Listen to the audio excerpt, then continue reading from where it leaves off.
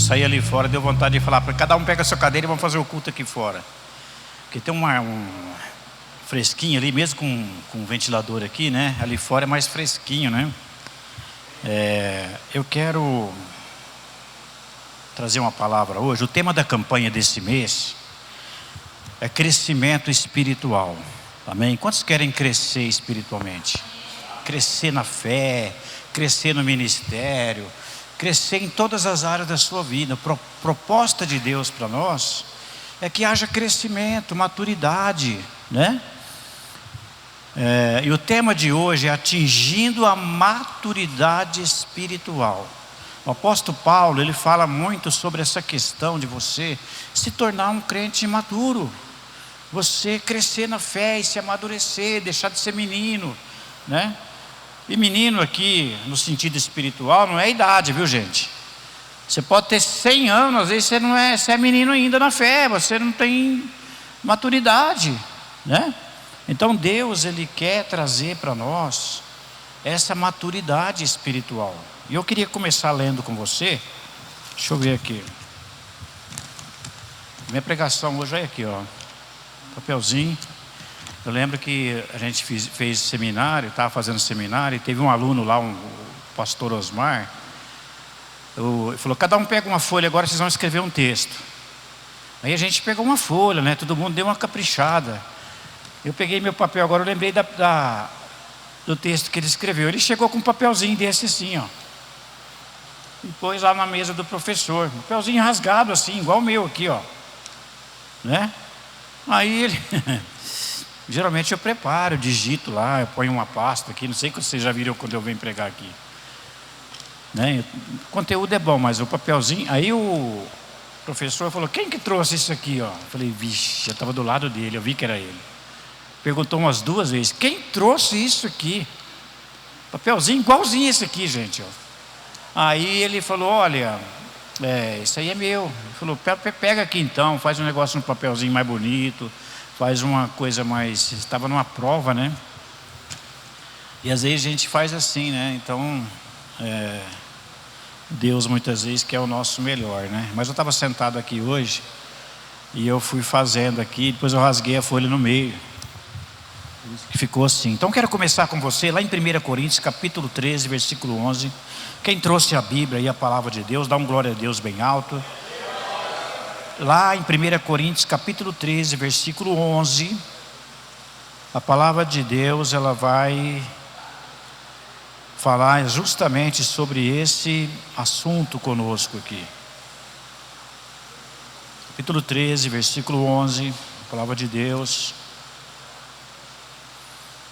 Vamos começar aqui nesse 11 aqui com você.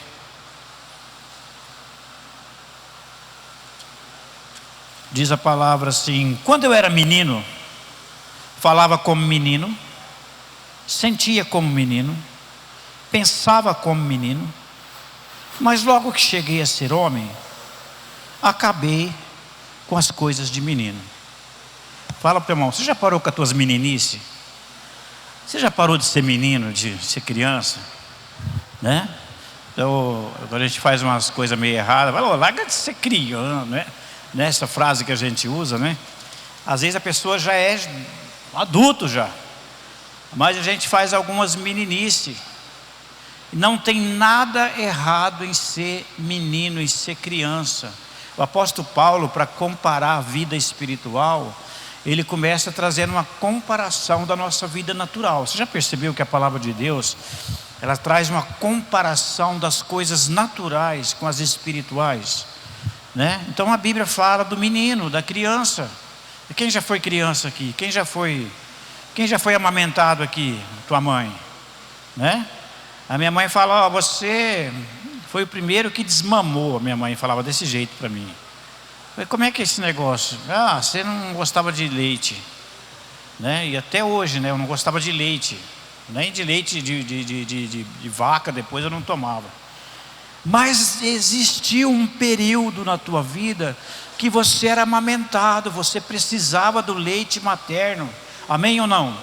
E a gente precisa, todos nós, ser humano, quando você é bebê, quando você é criança, você passa essa fase, depois você vai crescendo, a tua mãe te dá papinha, sim ou não? Quem já comeu papinha aqui? Eu falo para minha filha Vitória, eu falo, ó, eles falam que tem que dar tudo para a criança, porque ela acostuma com aquele gosto, com sabor, depois quando ela crescer ela vai gostar. Então eu colocava jiló, nós colocava quiabo na papinha dela, ela não come nada disso hoje. Falei, menina, você não sabe o tanto que você comeu isso na papinha. Na papinha, porque eu não estava vendo o que eu estava comendo. Eu não sabia, eu era criança. Mas ela comia e gostava. Mas passou a fase da papinha. Chega uma hora que de repente você já está comendo uma feijoada. Quem tem coragem de dar uma feijoada para o teu bebê, para a tua criança aqui? Quem tem coragem? Você é doido, ninguém faz isso. É comida forte. A comida forte, a Bíblia fala que só a comida sólida é para os adultos na fé. A comida sólida. Você sabia que a palavra de Deus tem o leitinho também, né? O beabá ali, a salvação. Nós estamos dando aqui o discipulado nível 1. Mas depois vai ter o nível 2, o bicho vai pegar. Nós vamos entrar em umas coisas mais sérias. Nós vamos falar de maturidade. Amém? Todo mundo que fez o nível 1 depois vai poder fazer o nível 2. Mas o nível 1, a gente fala de salvação, vida após a morte, né? É mais o leitinho, né? É mais a comida para o crente novo, convertido. A gente aprende sobre o batismo. A gente vai aprendendo essas coisas mais que é edificante, é importante. Se eu não tivesse tido leite materno, eu não tinha chegado onde eu cheguei hoje. Então todas as fases da sua vida é importante. Fala para o teu irmão, todas as fases é importante. Ninguém vai chegar aqui. Quando eu comecei a ler Bíblia, eu fui começar em Apocalipse, já contei aqui. Eu fui começar a ler a Bíblia em Apocalipse, ô irmã Cecília. Aí chegou lá, eu falei, a besta que subiu da terra, a besta que subiu do mar. Desse jeito, eu falei, isso é besta. Eu joguei a Bíblia lá. Falei, é muita besta, ué. A besta que saiu da terra, a besta que subiu do mar. Porque eu não tinha maturidade para ler aquilo. Hoje eu entendo melhor isso daí. A gente não sabe tudo ainda. Mas é uma comida mais sólida, uma palavra mais firme. Uma palavra, né?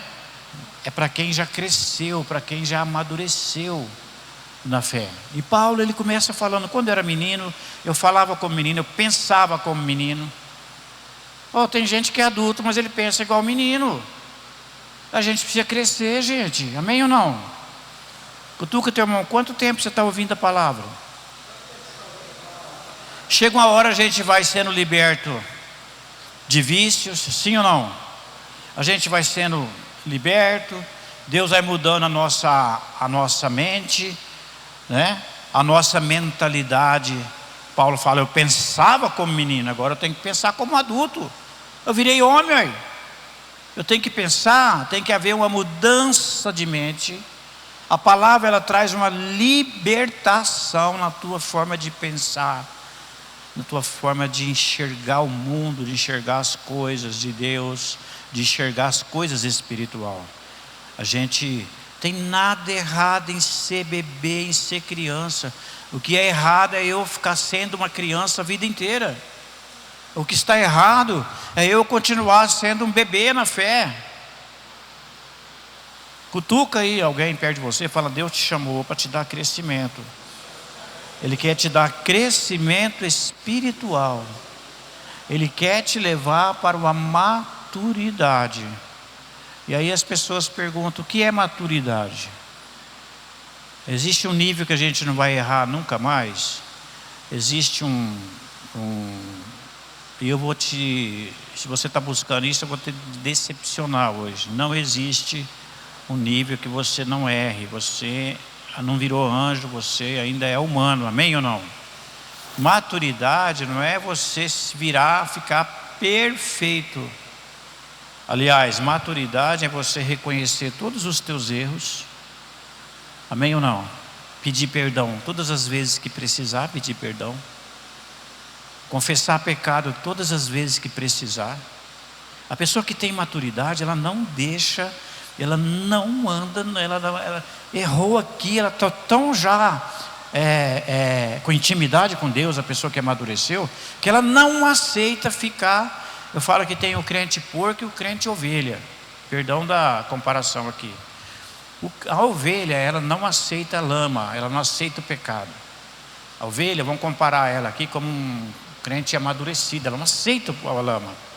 Eu li um artigo sobre a ovelha que ela caiu numa lama, num lugar, e ela tinha um barranco, e ela não conseguia sair dali. E ela morreu tentando sair. Não acharam ela, o pastor estava procurando essa ovelha e não achava. E ela arranhou todo o barranco, o lugar lá da lama, do atoleiro onde ela estava, para tentar sair dali. E ela morreu se esforçando a sair dali, porque a natureza dela não gosta da lama. Mas põe um porco naquele lugar na lama. Meu pai já criou porco. Ele deita na lama, ele ronca, né? Falei, meu Deus, você é lambão mesmo, filho. Eu falava para o porco lá do meu pai, porque ele adora lama, né? Fala para o teu irmão, com todo respeito, fala para ele, não seja um crente porco, seja uma ovelha do Senhor, amém? A diferença do porco e da ovelha também é na hora do sacrifício. Quem já viu a morte de uma ovelha aqui? Quem já viu? A Bíblia fala que Jesus morreu igual uma ovelha. Como ovelha muda, ele não abriu a sua boca. Ele foi para o sacrifício, não saiu, não abriu a boca. E a ovelha, se você assistir o sacrifício da ovelha, só sai uma lágrima. Gente, você precisa estar preparado para ver uma ovelha morrer. Ela só sai uma lágrima do olho dela. Ela não faz escândalo, ela não grita, ela se rende ao sacrifício. Por isso que Jesus é comparado a uma ovelha muda que foi para o matadouro e não abriu a sua boca. Mas quem já viu matar porco aqui? Eu falei aqui que meu pai criava os bichos, né? Menino, ele grita, ele faz um... Você sabia que estava matando um porco lá a 10 quilômetros de distância? Quem já viu aqui? Quem já foi da roça aqui igual nós? Meu Deus do céu, o porco é escandaloso. Já viu, irmão? O alemão já viu, ó. A irmã Cecília já, o alemão não? O alemão é da cidade, é de São Paulo. Ele não viu, nunca viu matar um... Rapaz, é escandaloso, é ou não é? Quem já viu sabe o que eu estou falando. E tem crente que a vida inteira você foi chamado para ser ovelha, ele fica reclamando, fica falando e fica... Jesus, a Bíblia fala que Jesus não abriu a boca. Ele foi para o matadouro como uma ovelha muda, ele não reclamou, ele não murmurou, ele não... A gente precisa crescer em todas as áreas, amém, gente? Fala para o teu irmão, para de gritar, para de murmurar, para de faladeira, amém ou não? Pega comigo também 1 Coríntios capítulo 3, de 1 a 3. 1 Coríntios capítulo 3, volta um pouco aí. Capítulo 3, de 1 a 3. Olha aí esse texto aí. Vamos ler aí.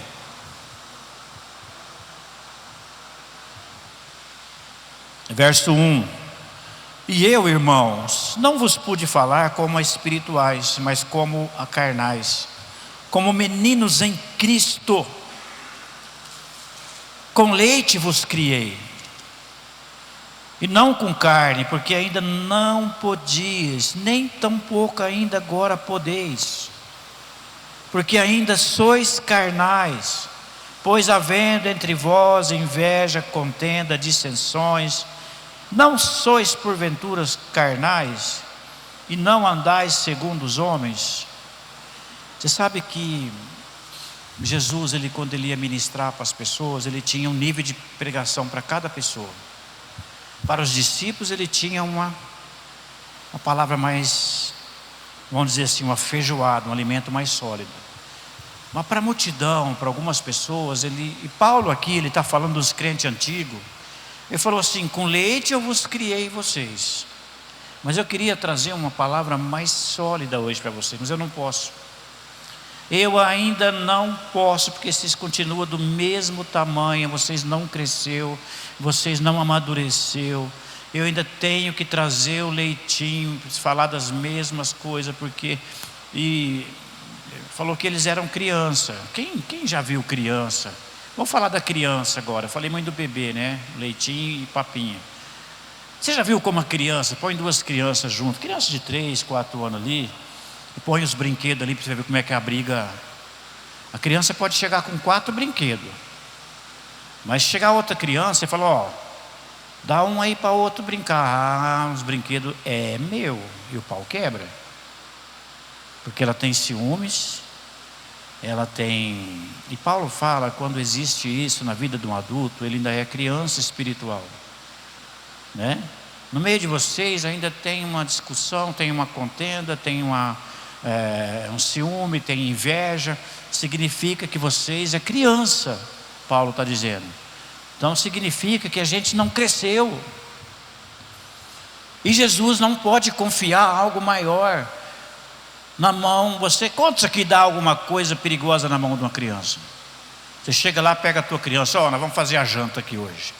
Você vai me ajudar, pega a tua filhinha lá pequena, pega uma facona daquela molada, você vai descascar as batatas, né? Até eu que sou adulto já cortei o dedo com a faca. Se pegar uma faca muito amolada, tem que saber descascar as batatas, né? Você não tem coragem de dar essa faca para uma criança. Você não tem certeza que você não tem. E Jesus também, ele não pode confiar na minha mão, na tua mão, algo maior se você não amadureceu ainda.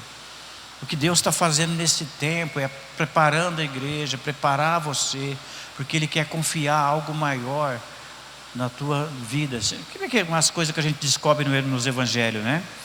Eu estava lendo sobre os discípulos e ele falou, eu tenho ainda outras coisas para vos dizer. Jesus, sabe, se abriu com eles, mas ainda não podeis suportar. Eu tenho coisa para falar para vocês. Jesus sentou com aqueles homens e falou, mas não dá para falar agora. Teve coisas que só eles, aliás, a mente deles só abriu depois da ressurreição de Jesus, irmãos. Até na cruz ali, eu olhando assim, analisando essa questão da maturidade, esse assunto que a gente está falando hoje, os discípulos, até na morte, até na véspera da morte de Jesus, Pedro estava lá cortando a orelha, brigando, sim ou não?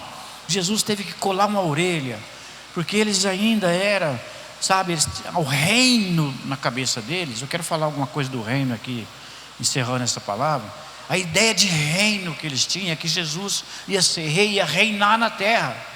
Aí Jesus vai para a cruz e morre na cruz. Aqueles homens perderam a esperança. O apóstolo Paulo voltou a pescar, falou, gente, eu vou pescar. E a Bíblia fala que todos os outros, Pedro tinha uma liderança natural, né? Todos os outros falaram, a gente também vai, então voltaram a pescar. E Jesus volta lá e faz o mesmo milagre que ele já tinha feito lá atrás. Eles trabalharam a noite inteira, pescaram a noite toda e nada apanhou. Falaram, o mar não está para peixe não. Aí foram lá lavar as redes lá. E alguém apareceu lá. Quem apareceu? Quem lembra? Jesus apareceu lá. Sabe? Mas Pedro voltou a pescar porque eles perderam a eles. Eles não tinham entendido. Tem coisa que não adianta falar na hora errada. O novo convertido, você tem que trazer um leite, a papinha, sabe? Tem coisa, é o que eu falei da besta, né? Besta que subiu da terra, besta que subiu do mar. Eu falei, ó, deixa que os mortos enterram os mortos. Isso aqui é loucura. O morto vai enterrar morto? Eu li essas coisas na Bíblia quando eu estava começando e eu assustava. Hoje eu entendo o que Jesus estava dizendo ali. Todas as palavras da Bíblia têm um significado, amém, gente? Não é que o morto vai enterrar morto, né? Aí você percebe que Deus, Ele quer, o que Jesus mais precisa é que chega um momento que você esteja preparado para receber o alimento sólido.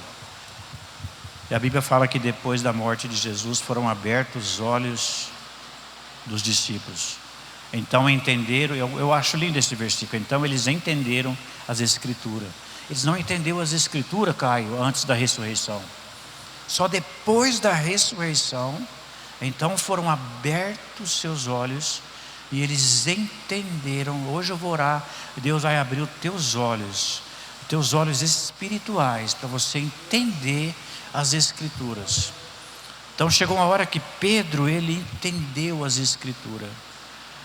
A vida de Pedro foi mudada depois da ressurreição de Jesus. O último confronto dele foi na praia, quando Jesus chama ele, fala: Pedro, você me ama, Pedro? Você me ama mais do que todo mundo? Porque Pedro tinha batido no peito e falou: eu te amo mais do que todos, eu sou o Pedrão. E ele acreditava naquilo, ele tinha um amor. Porém ele negou, ele era falho, ele era fraco. E Jesus falou: Pedro, nós temos que tratar com você, porque a questão dele era mais uma fraqueza que precisava ser tratada. Ele tinha um autoconfiança. Sabe o que Deus tem feito comigo, irmãos? Eu estou orando de madrugada. Ele falou: toda a tua altivez, orgulho, toda a tua aquela prepotência nossa, sabe, autoconfiança, tem que sair da tua vida para mim fazer milagre. Enquanto Pedro, ele acreditava nele mesmo, ele falou: eu não vou te negar, sabe, Jesus não pôde fazer nada na vida de Pedro. Mas quando Pedro amadureceu, chegou num nível que não era mais o Pedro, gente, a sombra do homem curava. Ele se rendeu tanto a Deus depois daquele encontro lá na praia, né? Depois ele chora amargamente, ele tem aquela experiência, ele tem aquele momento. Você precisa ter alguns momentos, você e Deus, só você e Deus. Eu tive alguns momentos com Deus recentemente. Deus falou claramente comigo, trouxe coisas que é eu e Deus, é pessoal. Mas eu vou te falar aqui nessa noite: você precisa ser confrontado. O Espírito Santo tem que confrontar você. Você precisa ficar face a face com Deus. Você precisa ficar face a face com o Todo-Poderoso, e Ele vai trazer à tona tudo aquilo que você pensa que é, mas não é. Pedro acreditava que ele não ia negar. Ele só descobriu que Jesus estava certo e ele estava errado depois que o galo cantou e ele negou. E aconteceu exatamente da forma que Jesus falou que ia acontecer. Ele atingiu um nível de maturidade. E a chamada de Deus é que você amadureça ao ponto de ser um discípulo. Nem todos nós podemos ser um discípulo de Jesus. Talvez eu e você, períodos da nossa vida, você não está preparado para ser discípulo. Ser um seguidor, eu sou um metodista, eu venho na igreja, fazer parte da multidão é um nível. Quantos me entendem? Agora, ser um discípulo, o que Jesus falou? Vamos lá. O que Jesus falou sobre os discípulos? Deixa eu ler para você. Pega comigo Mateus capítulo 13, 44 a 46. Mateus capítulo 13. Quem trouxe a Bíblia, dá um glória a Deus aí.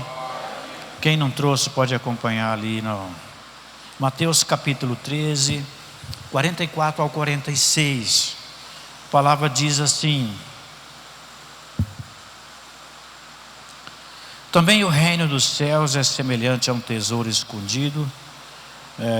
Peraí.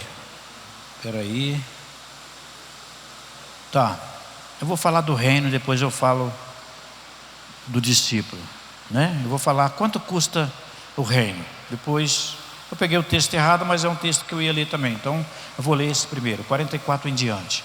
13, 44. Também o reino dos céus é semelhante a um tesouro escondido num campo, que um homem achou e escondeu, e pelo gozo dele vai e vende tudo quanto tem e compra aquele campo. Outrora, o reino de Deus dos céus é semelhante ao homem negociante que busca boas pérolas, e encontrando uma pérola de grande valor, diga comigo, vendeu tudo quanto tinha e comprou-a. Esses dois textos aqui, eu quero te fazer uma pergunta, né? Eu ia falar do discípulo, vou falar do reino primeiro, depois eu falo do discípulo. Quanto custa o reino de Deus? Nem todo mundo entendeu o que é o reino de Deus, né? Eu posso ser se você não amadurecer, entender o que é reino. Eu tenho orado, eu falo, eu quero andar no reino. A pregadora que pregou lá no coisa, por acaso eu peguei esse texto. Jesus entregou a chave do reino para Pedro. Ele falou: Pedro, Você tem noção do que é você pegar uma chave? O pessoal fala de chave por aí, mas a maior chave que foi entregue para nós é a chave do reino. Ele falou: Pedro, você tem a chave, que você ligar na terra vai ser ligado no céu. Você tem noção o que é a chave do reino? Né? A chave do reino te dá autoridade sobre demônios, sobre os problemas, sobre as circunstâncias, sobre tudo que você imaginar de situações. Você tem uma chave. Lá naquele momento lá que teve um momento profético, eu peguei a chave, eu senti a chave do reino na minha mão, né? Você tem que pegar essa chave, amém ou não? Pedro é o representante da igreja. Falou: sobre essa pedra, a pedra é Cristo, sobre essa pedra eu edificarei a minha igreja. E você tem a chave, Pedro, você tem a chave. Só que o reino de Deus não é uma coisinha banal, não é qualquer coisa. Ele está falando, dando um exemplo aqui. Se alguém encontrou o reino de Deus é semelhante a um tesouro valorosíssimo. Alguém encontrou aquela pedra. Na antiguidade, antigamente, eles procuravam pedras valorosas. E quando eles encontravam, eles vendiam, se deixasse, vendia até a família por causa daquela pedra. Eles vendiam tudo, os caras vendiam fazenda, eles vendiam porque encontrou o tesouro. Aí Jesus dá um exemplo. No reino dos céus, ele é semelhante a esses caras que ficam, tem cara que gasta a vida inteirinha. Eles gastavam para procurar esses tesouros, essas pedras valorosas. Ele falou: o reino dos céus, ele é semelhante a essa pedra. Quando alguém encontra, ele é capaz de vender tudo. Ele é também semelhante a um campo, que o homem sabe que o tesouro está naquele campo, ele vende tudo para comprar aquele campo, por causa do tesouro que está lá. O reino de Deus, o reino dos céus, é para quem entendeu, tem entendimento e tem maturidade, né? Então a pergunta é: quanto custa o reino de Deus? Eu vou te responder: custa tudo que você tem, mais um pouco. Se o cara não for meio pobre, ele não consegue comprar esse tesouro, mas Deus, ele é tão bom que ele não pede mais além do que você tem. Eu descobri isso. Tudo que você tem, às vezes é o meu nada. Eu falei: Deus, eu não tenho nada. Ele falou: dá o nada que você tem, que eu te dou o meu tudo. Pega o teu nada, que você não é nada, não sou nada, nós somos insignificantes diante de Deus. Deus pega tudo isso e te dá o reino. Ele te entrega o reino. Em outras palavras, é abrir mão, é renúncia, é a gente renunciar tudo que a gente tem, né? Você investir tudo que você tem no reino de Deus. Amém ou não? Amém, igreja? E aí, quanto custa ser um discípulo? O reino de Deus aqui custa tudo. Amém ou não? Ser um discípulo, pega Mateus 16. Agora eu espero que eu não tenha errado aqui. Qual que é o nível dos discípulos? Mateus 16, 24 a 26. Está perto aí, né? Mateus 16, 24. Então disse Jesus aos seus discípulos: se alguém quiser vir após mim, renuncie-se a si mesmo, tome sobre si a sua cruz e siga-me. Porque aquele que quiser salvar a sua vida, perdê-la-á, e quem perder a sua vida por amor de mim, achá-la-á. Pois que aproveita o homem ganhar o mundo inteiro e perder a salvação da alma? Ou que dirá o homem em recompensa da sua alma? Se alguém quiser vir após mim, em outras palavras, se alguém quer ser um seguidor, você não quer ser só um crente da Metodista, mas se você quiser ser um crente maduro mesmo, sabe, que entendeu o reino de Deus, e se você quiser ser um discípulo, um seguidor, e vir após mim, renuncie a si mesmo. Tudo que você tem, tudo que você é, tudo precisa. Então, peraí, quanto custa ser discípulo então?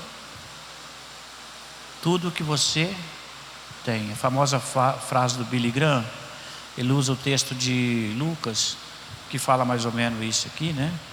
Se alguém quer ser meu discípulo, renuncia tudo quanto tem e venha após mim. Então ele fala salvação, porque os caras ficam falando da graça, a graça, nós estamos na graça, você não precisa fazer mais nada. Ele falou, a salvação realmente é de graça. Você não pagou, Jesus que pagou o preço, amém ou não? Mas o discipulado, ele falou, o discipulado, você ser um discípulo, exige um pouco mais de maturidade. Você vai ter que abrir mão, você vai ter que fazer renúncias, amém? E a coisa mais gloriosa que tem para um homem, para uma mulher, é ser discípulo de Jesus. A diferença do discípulo, irmãos, a diferença do discípulo com a pessoa lá da multidão, a multidão ela vem atrás do pão, sim ou não? Jesus, os discípulos não, o discípulo distribui o pão. Ele tem o pão. Se você é um discípulo, Deus vai te usar para entregar o pão, para entregar a palavra, para trazer o maná, para trazer revelação. O discípulo é aquele que alimenta a multidão. Quando Jesus multiplicou o pão lá, quem distribuiu o pão? Os discípulos. Vai vocês mesmo e dá de comer. Jesus estava falando o que para eles ali?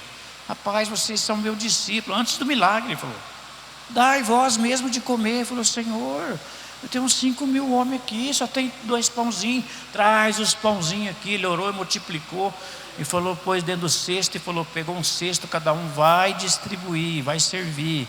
O discípulo é aquele que serve o pão, que serve a mesa, que traz a palavra revelada, que serve a palavra. Deus vai levantar discípulos, Deus quer levantar pessoas maduras, que vai trazer a palavra, que vai trazer revelação, que vai alimentar. Aí fora tem um monte de gente precisando ser alimentado com a palavra de Deus, pessoas que precisam de receber o alimento, amém? Deus vai usar essa igreja, que é uma igreja de discípulos, pessoas maduras, que cresceram em Deus, e que vão trazer o alimento para as pessoas, amém ou não? A multidão, irmãos, ela quer comer o pão, sabe? E todos nós passamos pela multidão um período da nossa vida. Multidão é aquelas pessoas que chegavam, para ouvir a palestra de Jesus. E todos nós somos multidão. Porém, Deus quer tirar discípulo. Você que está no meio da multidão aí, Deus quer fazer de você um discípulo, amém? Todos vocês, Deus quer te transformar em o discípulo. Eu estava lendo sobre Filipe, um diácono da igreja primitiva. Ele entrou numa cidade de Samaria, um homem sozinho, um diácono. A Bíblia fala que houve uma grande alegria naquela cidade. Eu estou profetizando que vai acontecer uma grande alegria, porque quando o Espírito é derramado, quando vem uma unção sobre um lugar, sobre uma cidade, sobre um povo, há uma grande alegria. A igreja de Atos recebeu uma grande visitação, uma grande derramar do Espírito, uma grande alegria aconteceu ali. Aí Deus tem esse crescimento. Deus quer te tirar da multidão, Deus quer te tirar daquela ouvinte para ser um pregador da palavra, amém ou não?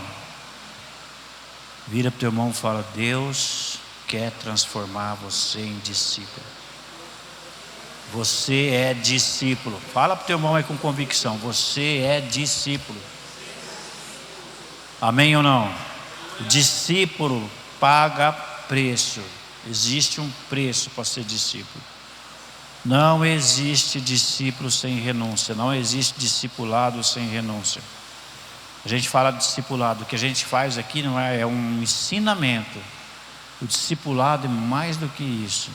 É te levar você a praticar tudo o que você ouviu. Os discípulos ficaram 3 anos com Jesus, mas depois de 3 anos Jesus foi embora. Falou, estou indo para minha Jerusalém. E falou, vocês vão agora e faz discípulos. E eles foram. E a mesma unção, a mesma graça estava sobre Jesus, estava sobre eles. Porque discípulo é aquele que se torna igual ao seu mestre. Vira para o teu irmão e fala, você é um discípulo. Você foi chamado para ser discípulo. Vamos ficar em pé. Você foi chamado. Coloca a mão no teu coração. Coloca a mão. Estamos começando a campanha hoje. Estamos começando a campanha.